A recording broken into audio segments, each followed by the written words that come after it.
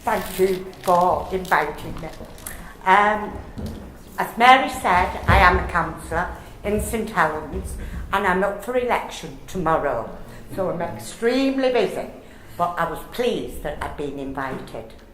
When I looked back over what Mary had said you wanted to hear about today, I looked at what had happened over the 51 years since I started work.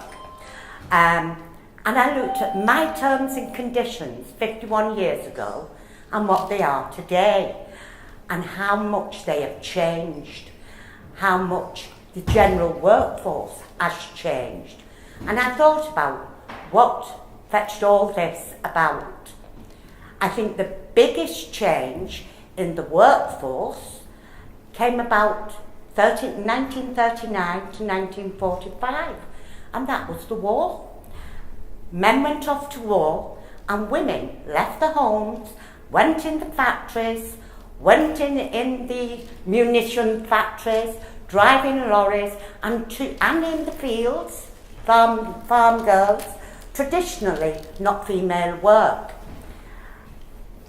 Following the war, men came back and thought women would return back to their homes.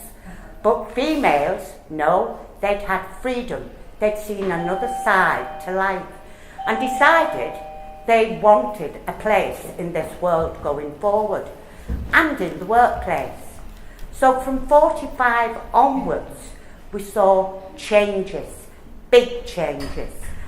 We saw changes where votes came about. We saw changes of ages of recruitment.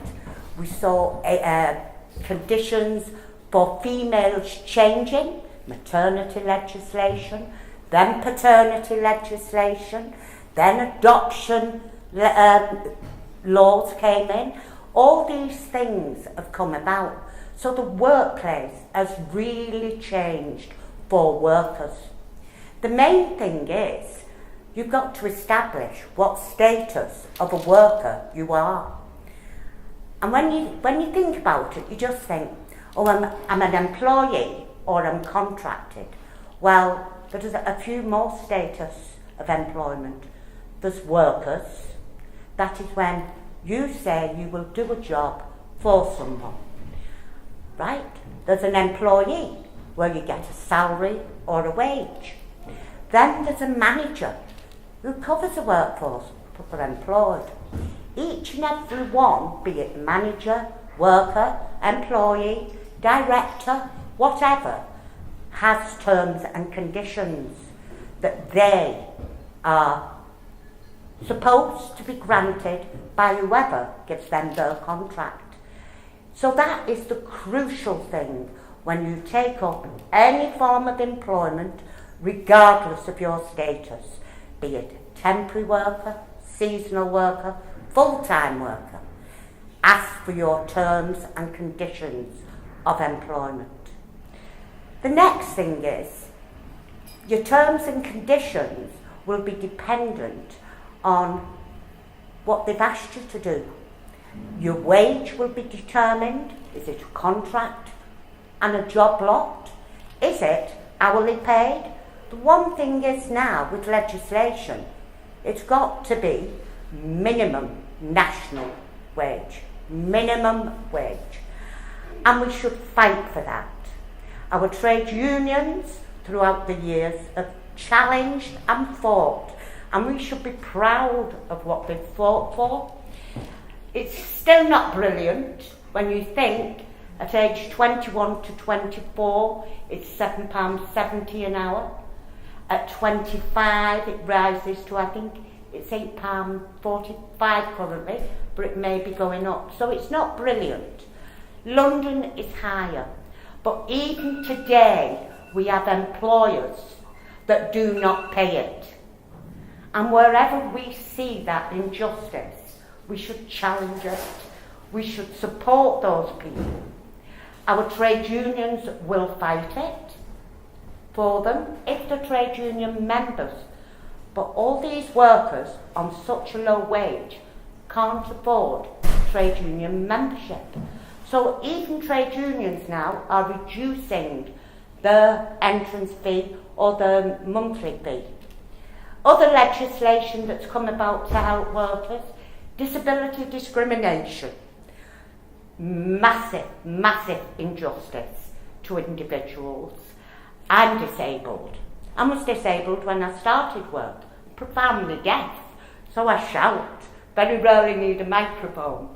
And some people think I'm shouting at them. I'm not. I talk loud because I can't always hear myself.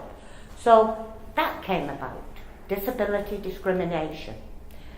On top of that, we've had equality legislation, equal pay legislation, where women challenge men, or men, in some cases, are challenging women.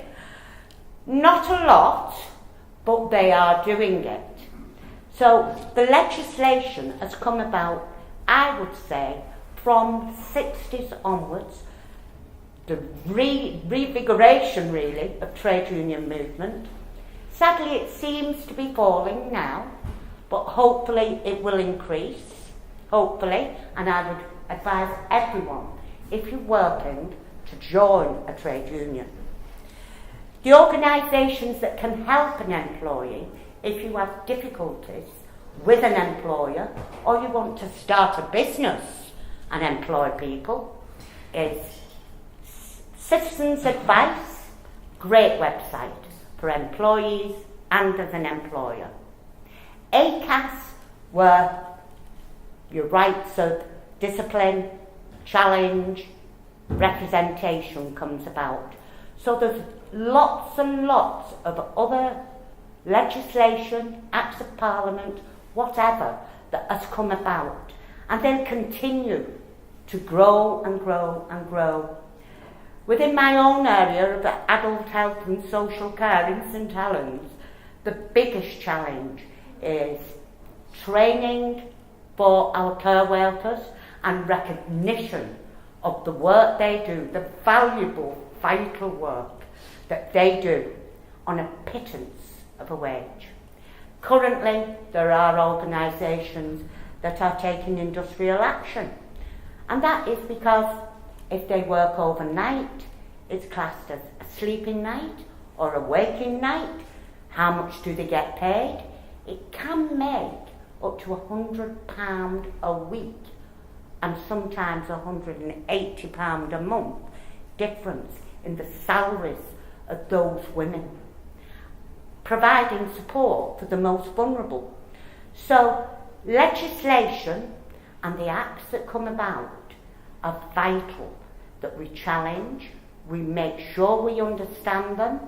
If you see anyone with a problem in employment, we direct them and signpost them to where they'll get that support.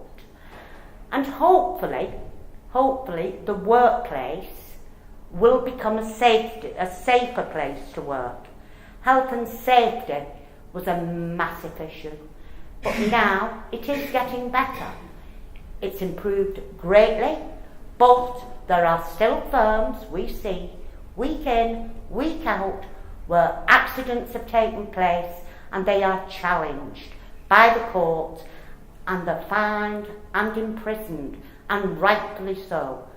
No employee, regardless of their status, be it seasonal, temporary, permanent, whatever, should be put at risk in their employment.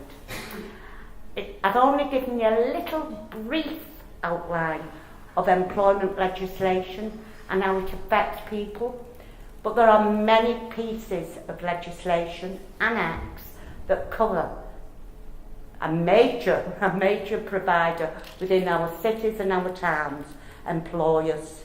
So it is worth looking on the website. CAB is the best, I would say, but the government do have one.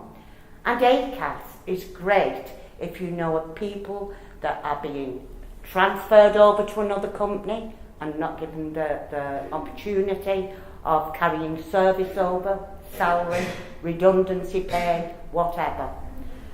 I'm going to have to leave now because I've got to get back on the knocker in my ward. And if there are any questions or anybody would like to ask anything, I've left my email address for tomorrow, and I've got my councillor's email address, which Mary will give. The one thing we mustn't do is take any of our public for granted, and I certainly don't do that. So thank you for listening.